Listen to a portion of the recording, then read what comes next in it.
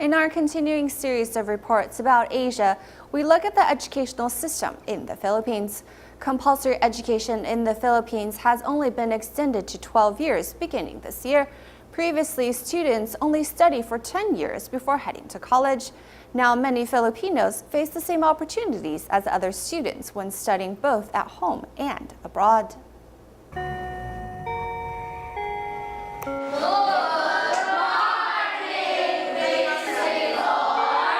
A white shirt and a dress with boys wearing khaki pants may be reminiscent of Taiwan many years ago.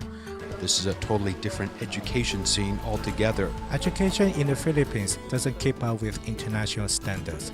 Some students want to go to Taiwan to study, but they study too few years, so they can go to Taiwan to study. In the past, the national compulsory education in the Philippines was only from 1st grade to 10th grade. After graduating at the age of 15, one is even below the legal age for working. And some students who want to go overseas to study have troubles as they wait for the K-12 educational system to be implemented. Primary school lasts for 6 years and then 4 years of junior high with a 2-year high school program, which made it K-12. 6 years ago, the government planned for this, but it was only implemented this year. With the K-12 educational problem solved by the government, 11th and 12th grade students still lack teachers and resources. Compared to local compulsory education, the Philippine higher education program is something different altogether. There are students from about a dozen countries such as Taiwan, Thailand, the United States, Canada, India in this classroom. Fatima University of the Philippines hasn't seen any adverse impact on international enrollment.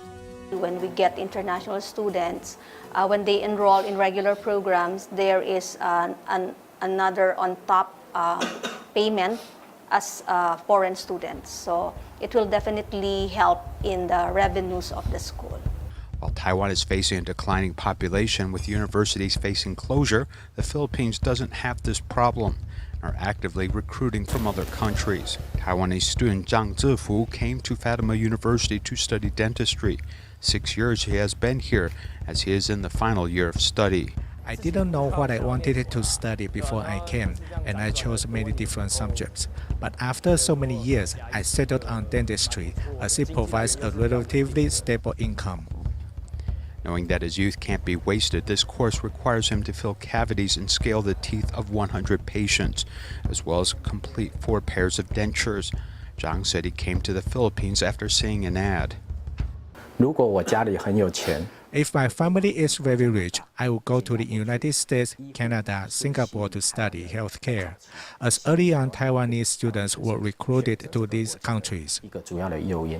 Being candid about the cost, Europe and the United States charge tuition fees beginning at $40,000 per year. In the Philippines, similar studies just $7,000 a year, with dentistry costing about $3,300, which is a good bargain. Additionally, there are other benefits as well. English is frequently spoken here, and it is quite free and democratic, making study in the Philippines almost equal to that of one state in the United States. As the world's 3rd largest English-speaking country, the Philippines has become a paradise for study abroad students. Studying medicine is inexpensive, and there's no TOEFL requirement. But just because the entrance threshold may be low, this does not mean that studying such programs is anything but casual. The study of medicine here includes some 20 different cadavers covered by a sheet, as students can't be afraid when they attend a class. 27-year-old Zhang Xinpu from National Zhongxing University's Forestry Department points out a few problems associated with education. Taiwan's medical schools are reserved for better students, but the Department of Forestry is something that's being phased out. Why would students want to come and study in the Philippines? Because they are warmly welcomed by private universities such as Fatima University, which places no upper limit on the number of international students. But Taiwan universities have previously stipulated that the number of foreign students should be kept to less than 10% of domestic enrollment prior to 2016. Those familiar with international higher education also say that Taiwan's overseas study programs are not perfect. Taiwan offers Chinese language-based education with no English language courses. These are factors which influence students and parents about where to study. In fact, foreign enrollment in Taiwan is beginning to pick up. Regulations hurting such study have begun to ease, though some feel it may be too late. 那现在我们的做法呢，就是希望 Now our approach is to offer more English language classes.